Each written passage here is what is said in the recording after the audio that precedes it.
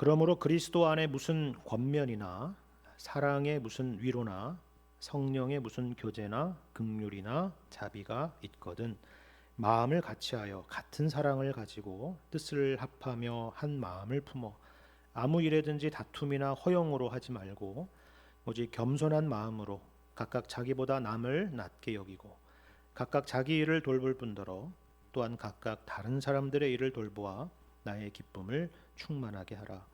너희 안에 이 마음을 품으라. 곧 그리스도 예수의 마음이니 그는 근본 하나님의 본체시나 하나님과 동등됨을 취할 것으로 여기지 아니하시고 오히려 자기를 비워 종의 형체를 가지사 사람들과 같이 되셨고 사람의 모양으로 나타나사 자기를 낮추시고 죽기까지 복종하셨으니 곧 십자가에 죽으심이라. 이러므로 하나님이 그를 지극히 높여 모든 이름 위에 뛰어난 이름을 주사 하늘에 있는 자들과 땅에 있는 자들과 땅 아래에 있는 자들로 모든 무릎을 예수의 이름에 꿇게 하시고 모든 입으로 예수 그리스도를 주라 시인하여 하나님 아버지께 영광을 돌리게 하셨느니라. 아멘.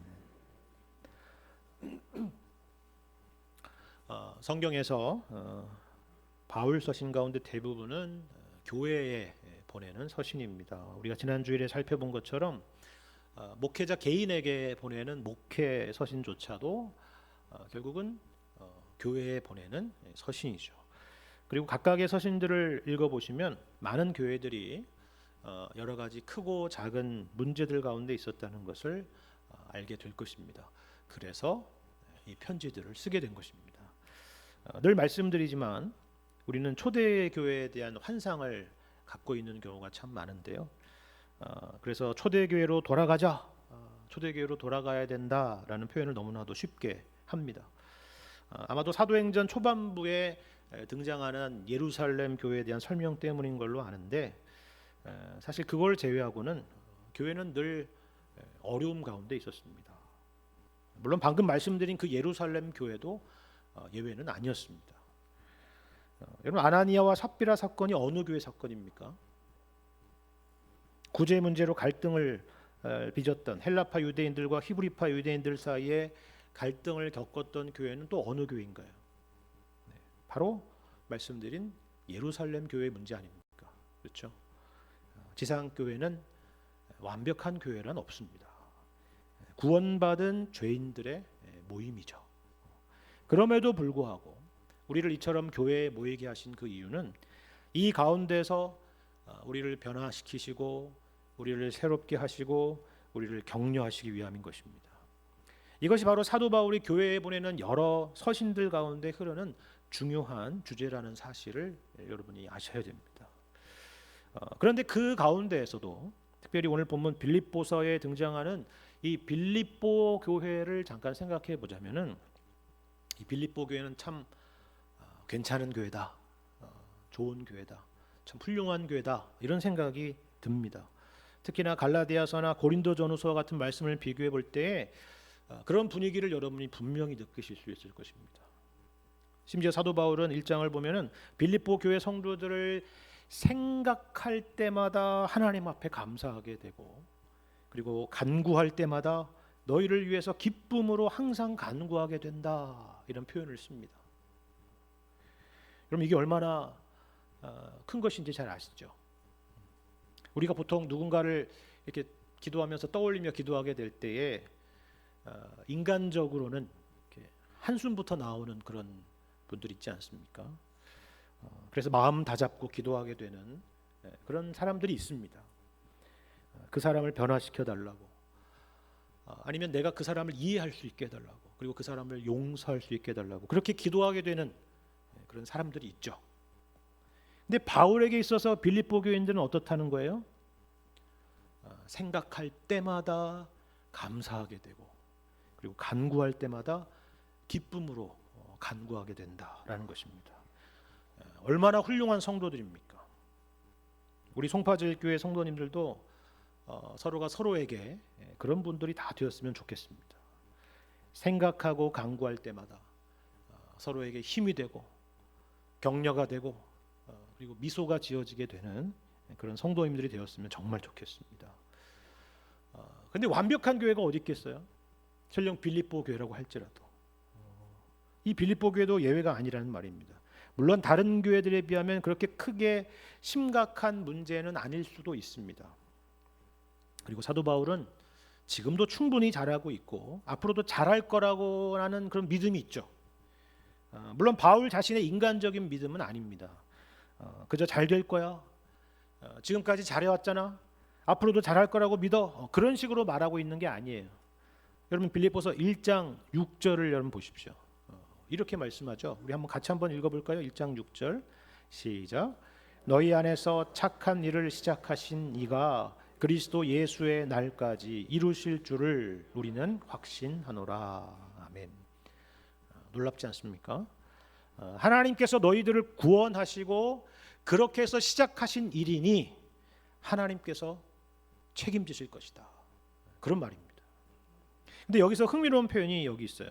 여기 그리스도 예수의 날까지라는 표현입니다. 그리스도 예수의 날까지. 우리가 언뜻 보면은 시간에 대해서 말하는 것처럼 보이죠. 여기 날까지라고 했으니까요. 그렇죠? 아마도 역사적인 종말 차원으로 보자면은 그리스도의 재림을 말하는 것일 것입니다.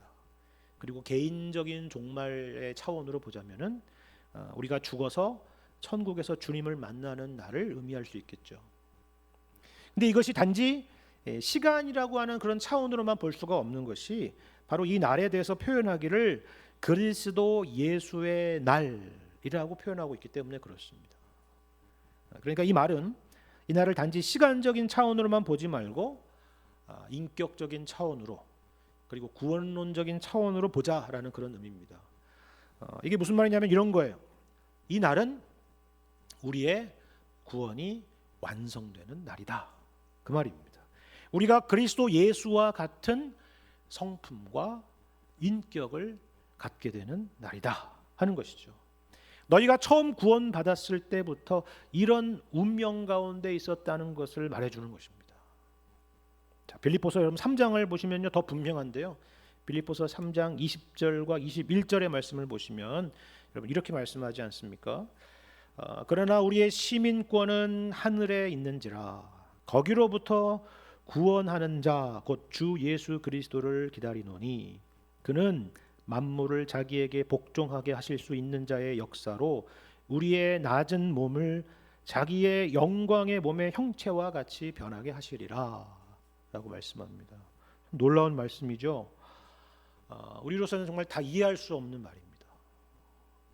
우리는 그저 죽어서 지옥에 가지 않고 천국에 가는 것만으로도 너무나도 정말 황송하고 고맙고 은혜로운 일인데 우리의 구원이 그 정도의 수준이 아니라 우리의 낮은 몸이 주님의 영광의 몸의 형체와 같이 변하게 된다라는 그와 같은 놀라운 말씀이기 때문입니다. 그래서 오늘 말씀에도 이런 권면이 있지 않습니까? 여러분 4절 하반절을 보시면요 이렇게 되어 있습니다. 나의 기쁨을 충만하게 하라 라는 겁니다. 나의 기쁨을 충만하게 하라. 바울은 기뻐요. 빌립보 교회를 생각할 때마다 기쁘다고 말씀드리지 않았습니까? 이미 잘하고 있습니다. 바울의 기쁨입니다. 생각할 때마다 감사하게 되고 기도할 때마다 기쁨으로 간구하게 되는 그런 성도들이죠. 그런데 여기 나의 기쁨을 충만하게 하라라고 하는 것은 다만 그걸로 만족하지 못하겠다는 욕심입니다. 문제가 있다는 게 아니라 그들에게 무슨 문제가 있다는 게 아니라 너희를 향하신 하나님의 목표는 상상 이상이다 그 얘기를 하는 것입니다. 예를 들면 이런 거죠. 부모가 이제 아이를 낳고 그 아이가 처음에 말을 하기 시작하면 얼마나 기쁩니까?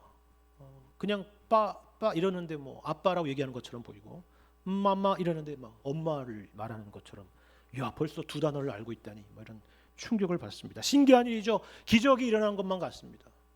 그리고 늘 태어나서 이렇게 기어다니기만 하던 아이가 어느새 한 발 두 발 걸음마를 떼게 될 때 우리는 그 기쁨에 사로잡힙니다. 말할 수 없는 기쁨입니다.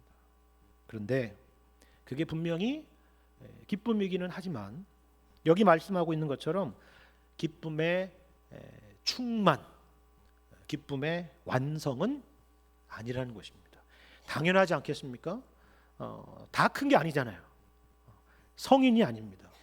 분명히 그것은 기쁜 일이지만 인생을 길게 보자면 아직 갈 길이 멀지 않습니까? 성장이 필요하죠. 부모라면 당연히 갖게 되는 욕심이고 사랑이고 의지인 것입니다. 하물며 우리를 지으신, 우리를 구원하신 하나님이시겠습니까? 우리가 이걸 늘 기억해야 하는 것입니다. 너희 안에서 착한 일을 시작하신 이가 그리스도 예수의 날까지 이루실 줄을 우리는 확신하노라. 이 확신 가운데 있는 우리를 향하신 하나님의 거룩한 욕심을 알아야 된다, 그 얘기입니다. 어느 수준까지요? 우리를 어느 수준까지 자라게 하시겠다고요?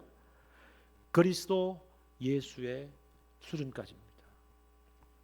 그래서 오늘 말씀에 뭐가 있습니까? 어떤 마음을 품으라고요?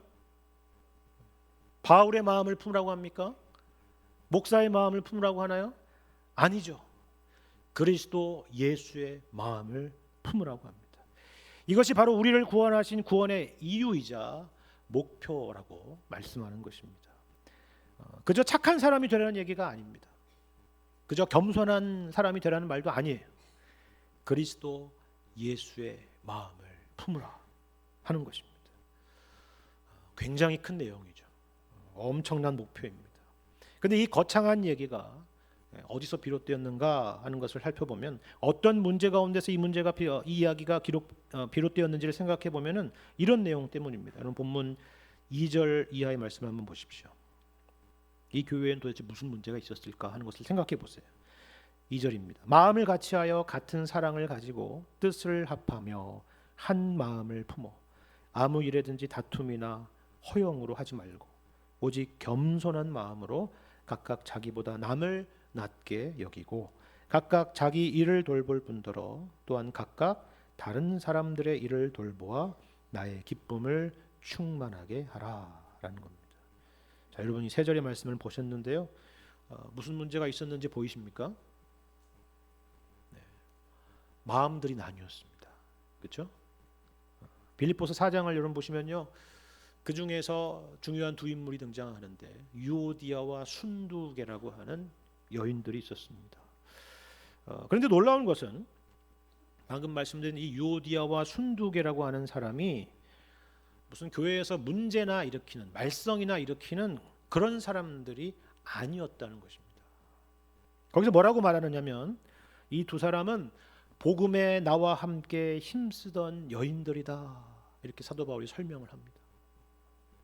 그러니까 여기서 이 사람들이 무슨 교회에서 분란이나 일으키고 문제나 일으키는 그런 식으로 마음들이 나뉘고 했던 것이 아니라는 것입니다. 교회의 일일 것이고 분명히 좋은 일 때문에 그랬을 것입니다. 그런데 여러분 여기 3절에 아무 일에든지 다툼이나 허용으로 하지 말라라는 그런 말씀이 있죠.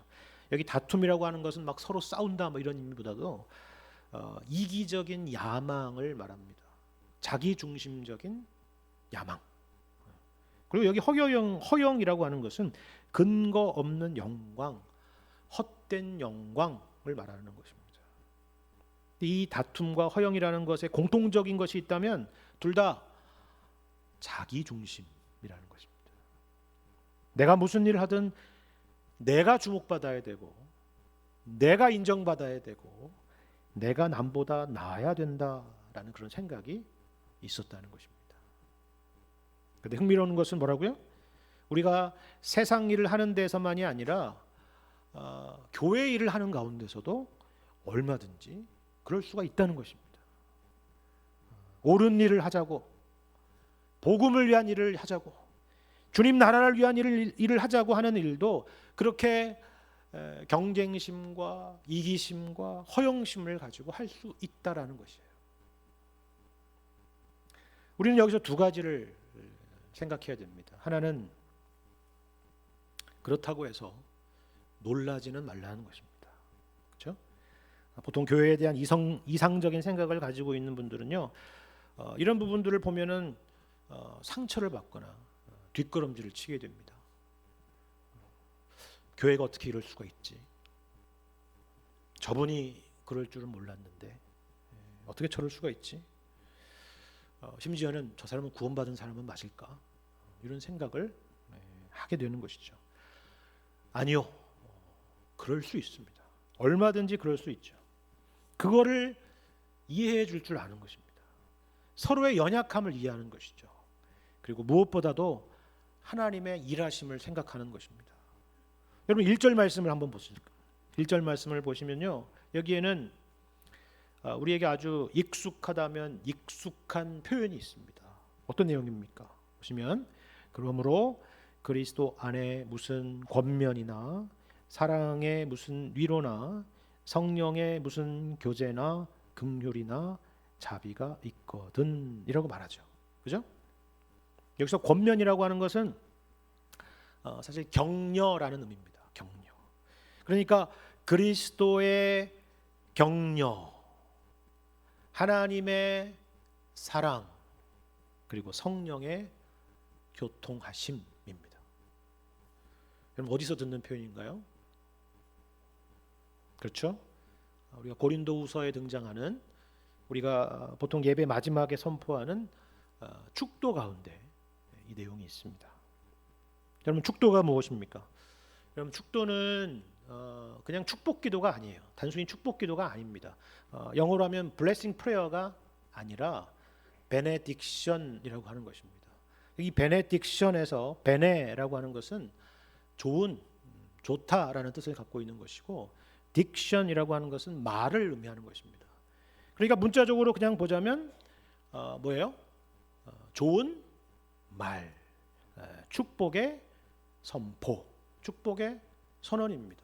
그러니까 인간적인 의미로 축복의 선언을 하는 것이 아니라 하나님의 말씀을 선포하는 것입니다. 그렇죠? 그렇다면 뭐가 좋은 말이에요? 우리 인생 가운데 주 예수 그리스도의 은혜와 하나님의 사랑과 성령의 교통하심이 함께 하신다라는 것이 참 좋은 말이죠. 사실 이 세상에서 이것만큼 좋은 말이 없습니다. 왜 예배 때마다 이 말씀이 여러분 선포되는지 아십니까? 우리는 말씀 앞에 우리 자신들을 돌아보면요, 부족하기가 그지없습니다. 물론 예배 시간에 다짐을 하고 결단도 하고 그리고 마음을 새롭게 다잡기도 하죠. 주님, 제가 앞으로 그렇게 살겠습니다. 그런 마음을 갖겠습니다. 라고 다짐을 하지만 우리는 우리 수준을 너무나 잘 아는 것이죠. 저 예배당 문만 나서면 우리는 실패할 수밖에 없다는 것을 너무나도 잘 아는 것입니다. 그래서 바로 이 축도가 있는 것입니다. 무슨 말이에요? 우리는 우리의 힘으로 우리의 신앙을 유지하거나 지탱할 수가 없다라는 것입니다. 주 예수 그리스도의 은혜와 격려, 하나님의 사랑과 위로, 그리고 성령의 교통하심이 있기 때문에 오늘의 우리가 있고 그리고 내일의 우리가 있을 수 있다라는 것입니다. 삼위 하나님의 은혜와 사랑과 열심과 일하심을 기억하라는 것이죠. 이것이 바로 우리 믿음의 걸음 가운데 항상 함께 있다는 것을 기억하는 것입니다. 왜 그러면 축도할 때 지금은 이라는 표현을 쓸까요? 지금은 좀 특이한 표현이잖아요. 지금은. 그 이유도 마찬가지입니다. 언제나 그런 의미입니다. 지금 어제만 있었던 것이 아니라 앞으로 올 것이다라는 것이 아니라 언제나 이 삼위 하나님의 역사하심과 은혜가 우리 가운데 있다라는 것을 확인하고 기억하는 것입니다. 그러면 왜 이 말씀이 1절에 등장하는지 여러분 생각해 보시길 바랍니다. 우리를 보면요, 우리가 서로를 보면은 실망할 수밖에 없습니다. 장로님이 그러실 줄 몰랐습니다. 권사님을 제가 잘못 봤네요. 제가 집사님에게 아주 실망을 했습니다. 그러니까 그러지 말라는 것입니다. 아시겠죠? 우리를 우리 되게 하는 것은 직분도 아니고요, 남다른 은사도 아니고 무슨 재력이나 재능도 아니라는 것입니다. 언제나 삼위 하나님의 은혜와 사랑과 일하심 가운데 있다라는 사실입니다. 여기 1절에 이런 표현이잖아요. 만일 이것이 있거든 이라는 것입니다. 조건절이면, 그죠? 만일 너희들 가운데 이것이 있다면 이라는 게 무슨 말이에요? 우리가 아무리 엉망이어도, 우리가 아무리 실망스러워도 여전히 이 은혜 가운데 있지 않느냐라는 것입니다. 그렇다면 이것을 기억하고 또 이것을 또 믿는다면 서로를 보면서 실망하지 말고, 교회에 대해서 실망하지 말고 하나님께 우리 함께 다 우리의 시선을 고정하자, 그 말씀을 하는 것입니다. 그런데요, 이것이 전부는 아닙니다.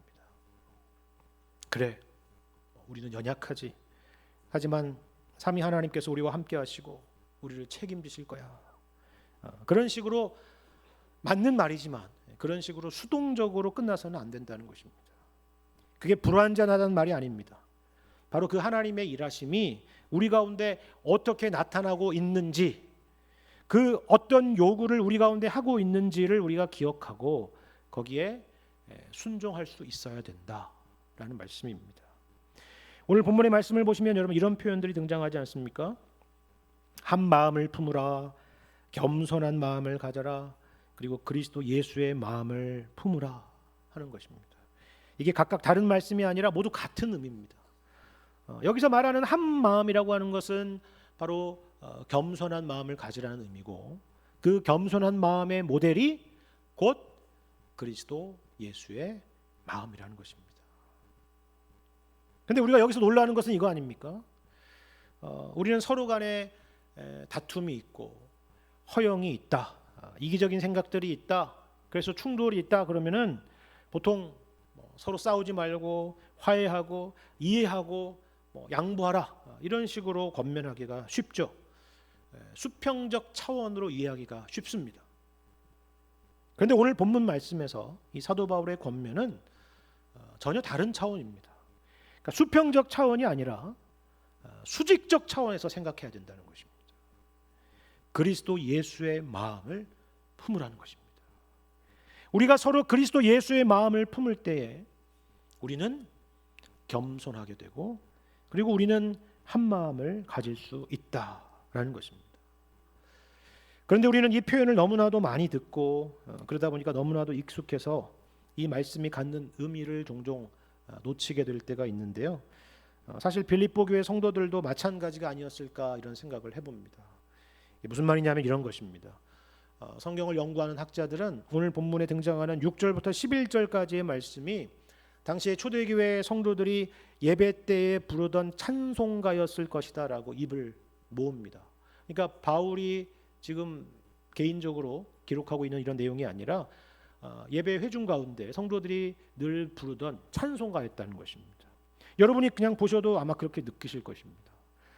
당시의 찬송가의 가사를 그대로 가져온 것입니다. 그런데 왜 갑자기 이 시점에 사도 바울은 찬송가를 가져왔을까요?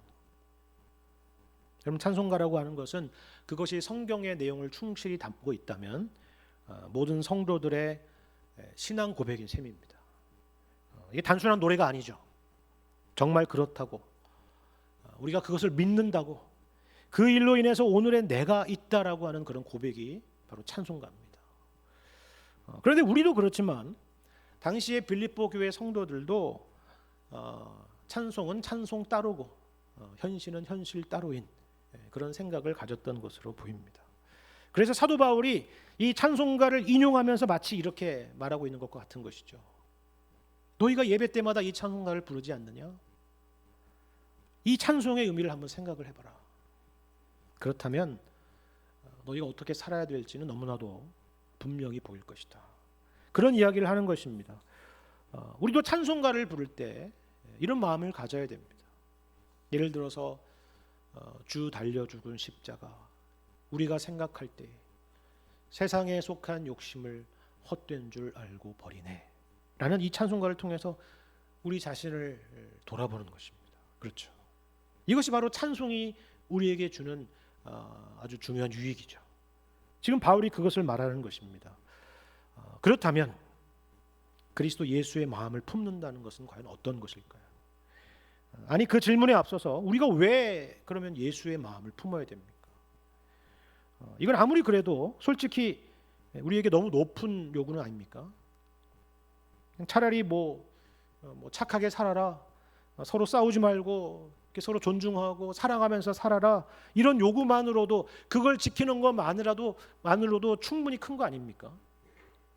근데 그렇게 말씀하지 않고 그리스도 예수의 마음을 품으라는 것입니다. 이유가 뭘까요? 일단 앞에서도 말씀드렸죠.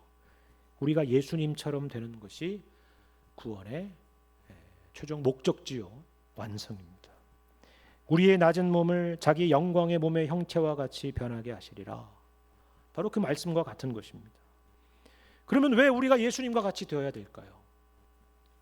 그 이유는 우리가 처음 하나님께 지음을 받았을 때에 하나님의 형상으로 지음받았기 때문입니다. 그렇다면 하나님의 형상으로 지음받았다는 것은 무엇입니까? 쉽게 말하자면 우리가 하나님과 닮은 존재로 지음받았다는 것입니다. 우리를 보게 되면 우리를 통해서 하나님이 보이게 되는 그런 존재로 지음을 받았다는 것입니다. 여러분, 오늘 말씀에 바로 그 설명이 있습니다. 여러분 보세요. 6절의 말씀을 보시면 이 그리스도 예수의 마음을 품으라는 것이 어떤 의미인지 이렇게 설명하고 있죠. 그런 근본 하나님의 본체시나 하나님과 동등됨을 취할 것으로 여기지 아니하셨다라는 것입니다. 이 6절 말씀은 보통 두 가지로 해석이 되는데요. 하나는 우리 성경에 번역된 그대로입니다. 예수님은 높으신 하나님이셨지만 하나님이셨음에도 불구하고 낮아지셨다는 것입니다. 그래서 종이 되셨다는 것이고 사람들과 같이 되셨다는 것이고 순종하셨다는 것입니다. 우리가 아는 일반적인 이해입니다. 그렇죠? 근데 이 말씀은 그렇게만 번역될 수 있는 것이 아니라 또 다른 의미로 번역될 수 있는데요. 이거는 인과적으로 해석되기도 합니다. 다시 말해서 예수님은 하나님이시기 때문에 낮아지셨고 종이 되셨고 사람이 되셨고 순종하셨다는 것입니다. 뭔가 뉘앙스가 다르지 않습니까? 그렇죠? 근데 여러분 이해가 되십니까? 하나님이시지만, 이건 우리가 이해할지 모르겠지만, 물론 그것도 이해가 안 되지만, 하나님이시기 때문에 낮아지셨다. 여러분 이게 이해가 되세요? 여러분 이게 우리의 이해와 얼마나 다른지를 한번 생각을 해보십시오. 사실 예수님은 하나님이시기 때문에 그 누구에게도 자기 증명을 하실 필요가 없으시지만, 만일에 세상 가운데서 예수님이 하나님 되심을 증명하신다 할지라도 이런 모습으로 증명하신다는 것은 우리의 생각으로는 도무지 상상할 수도 없는 일이죠. 하나님이 낮아지신다니요. 우리가 생각하는 것과는 정반대의 모습이기 때문입니다. 하나님은 가장 높으신 분 아닙니까? 근데 오늘 본문 말씀은 맞다, 그렇다는 거예요. 그런데 그 높음이라고 하는 것은 우리가 생각하는 그런 방식으로서는 아니라는 것입니다. 오히려 낮아짐으로, 순종함으로, 종이 되심으로 높아지셨다는 말씀입니다. 여러분 생각해 보십시오. 여기 찬송이라고 말씀을 드렸는데요. 여기 등장하는 찬송이 과연 뭘 의미합니까? 왜 하늘에 있는 자들과 땅에 있는 자들과 땅 아래에 있는 자들이 무릎을 꿇게 되나요? 왜 여러분은 이 시간 하나님을 찬양하고 있습니까? 하나님께서 여러분을 두렵게 하셨기 때문입니까? 주님 앞에 여러분이 무릎을 꿇지 않으면 우리 인생에 저주를 내리실 것이기 때문에 하나님을 찬양하고 있습니까? 아니죠. 만일 그런 것들 때문이었다면 이 시간 찬양과 감사가 아니라 오직 두려움과 공포 때문에 이 자리에 계실 것입니다. 우리가 예수님의 이름 앞에 무릎을 꿇게 되고 그리고 찬양하게 되는 것은 지극히 높으신 하나님께서 우리를 사랑하사 지극히 낮은 자리에 오셔서 우리 죄를 위해서 죽으시고 부활하신 일 때문이 아닙니까? 이것은 분명히 엄청나게 낮아진 일인데 우리는 이 일로 인해서 예수님을 높이고 섬기고 찬양하고 있는 것입니다. 도리어 예수님의 하나님 되심을 찬양하는 것이죠. 주님은 높으십니다라고 고백하고 있는 것입니다. 놀라운 역설입니다. 근데 여러분 역사 가운데 그 반대의 경우도 있습니다. 여러분 6절 말씀을 다시 한번 잘 보세요. 여기 그는 근본 하나님의 본체시나 하나님과 동등됨을 취할 것으로 여기지 아니하셨다라는 이 말씀에서 여기 동등됨을 취한다라는 것은요, 사실 누구를 염두에 둔 말씀이냐면은 에덴 동산의 아담을 염두에 둔 말씀입니다. 여러분 여기 취한다라고 하는 것은 탈취한다라는 그런 의미를 갖고 있기 때문입니다. 아담을 생각해 보십시오. 온 우주 만물 가운데 아담만큼 위대하게 창조된 존재가 세상에 어디 있습니까? 아담만큼 모든 것을 가진 존재가 또 어디 있나요? 그래서 아담은 하나님의 형상이고, 우리가 시편 말씀에서 보는 것처럼 우리는 하나님보다 조금 못한 존재로 지음받았다라고 표현하고 있지 않습니까? 그런데 그 아담이 뭘 했습니까? 거기에 만족하지 않고 높아지려고 했죠. 하나님과 같이 되리라, 그 말에 넘어갔습니다. 오히려 하나님과 동등됨을 취하려고 했습니다. 근데 이게 참 성경의 아이러니입니다. 하나님의 영광의 자리를 취하려고 했던 아담은 결국 저 아래의 자리, 끝도 없는 저 비참한 자리에 떨어지고 말았지만, 반면에 본래 하나님이신 예수님은 오히려 하나님과 동등됨을 취할 것으로 여기지 아니하시고 아담이 떨어졌던, 우리가 떨어졌던 그 비참한 우리의 자리에 내려오심으로 영광을 받으신 것입니다. 이것이 바로 빌립보 교회 성도들에게 하려는 말씀입니다. 그리고 우리에게 주시는 말씀이죠. 죄 가운데 있는 우리는 여전히 오르고 또 오르는 것이 인생의 목표들입니다. 남들보다 뛰어나고 탁월해져서 사람들을 아래로 내려다보는 것이 목표 아닙니까? 행여나 올라갈 실력이 나에게 없다면 다른 사람들을 어떻게든 깎아내려서라도 내 자존심만이라도 세워보려고 하는 것이 바로 우리입니다. 교회라고 예외일까요? 그렇지 않죠. 그렇기 때문에 오늘 본문 말씀과 같은 말씀이 있는 것입니다. 그러면 우리는 어떻게 해야 될까요? 그리스도 예수의 마음을 품는 것은 우리의 삶에 어떤 모습으로 나타나야 옳습니까? 일단 이것은 아닙니다. 우리는 보통 겸손하다라고 하는 것을 나는 못합니다, 내가 뭘 할 수 있겠습니까, 저같이 부족한 사람이요, 저는 잘하는 게 없습니다 라는 같은 식으로 뒤로 빼는 것을 우리가 겸손이라고 생각할 때가 많죠. 그런데 성경은 그것을 겸손이라고 말하지 않습니다. 겸손이라고 하는 것은 자기 연민이나 자기 굴 속으로 들어가는 것을 겸손이라고 말하지 않습니다. 여러분, 만일에 예수님께서 그런 식으로 겸손을 가지셨다면 우리는 어떻게 됐을까요? 성부 하나님께서 성자 예수님에게 지상으로 내려가서 내 백성을 구하라 하셨을 때, 아이고 제가 그걸 어떻게 하겠습니까? 그랬다면 우리는 어떻게 됐을까요? 생각만 해도 끔찍하지 않습니까? 여러분 3절 하반절을 보십시오. 이것이 겸손이라고 말합니다. 뭐라고 말씀합니까? 오직 겸손한 마음으로 어떻게 해요? 각각 자기보다 남을 낮게 여기랍니다. 아시겠죠? 그리고 4절에 각각 자기 일을 돌볼 뿐더러 또한 누구를요? 각각 다른 사람의 일을 돌보랍니다. 이게 무슨 말입니까? 겸손이라고 하는 것은 나는 못해요, 나는 부족합니다 라고 하는 자기 비하를 하는 것이 아니라 항상 다른 사람에게 마음을 쏟는 것입니다. 초점이 자신에게 있는 것이 아니라 항상 남에게 있는 것입니다. 이웃에게 있는 것입니다. 형제 자매에게 있는 것입니다.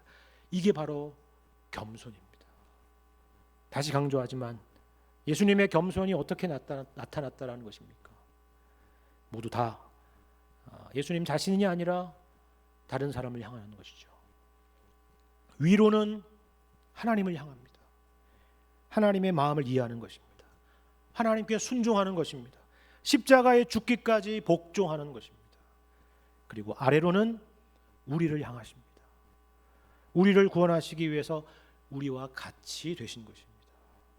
이것이 바로 겸손입니다. 이것을 영국의 기독교 변증가 C.S. 루이스는 우리가 잘 아는 유명한 책 순전한 기독교라고 하는 책에서 이렇게 표현을 했는데요. 겸손에 대한 아주 적절한 표현이라고 생각해서 제가 인용해서 읽어드리겠습니다. 이 인용으로 오늘 말씀을 마무리하겠습니다. 이렇게 설명합니다. 만일에 여러분이 정말 겸손한 사람을 만난다면 요즘 사람들이 흔히 겸손하다고 말하는 그런 사람이겠지라고 생각하지 마시길 바랍니다. 그 사람은 저야 정말 부족한 사람이지요 라는 말을 늘 입에 달고 다니는 느끼하고 역겨운 사람이 아닐 겁니다. 아마도 그가 주는 인상은 여러분이 그에게 무슨 말을 하든지 진지한 관심을 가지고 들어주는 쾌활하고 지적인 사람이라는 것이 전부일 것입니다. 그는 자신의 겸손을 의식하지 않을 것입니다. 아니, 아예 자기 자신을 전혀 의식하지 않을 겁니다.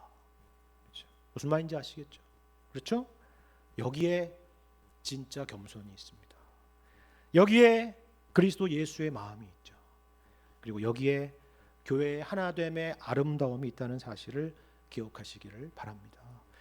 그리스도 예수의 마음을 본받아서 하나님께 순종하고 또 항상 우리 곁에 이웃들에게 힘과 격려와 위로가 될 수 있는 여러분과 제가 되기를 주님의 이름으로 간절히 축원합니다.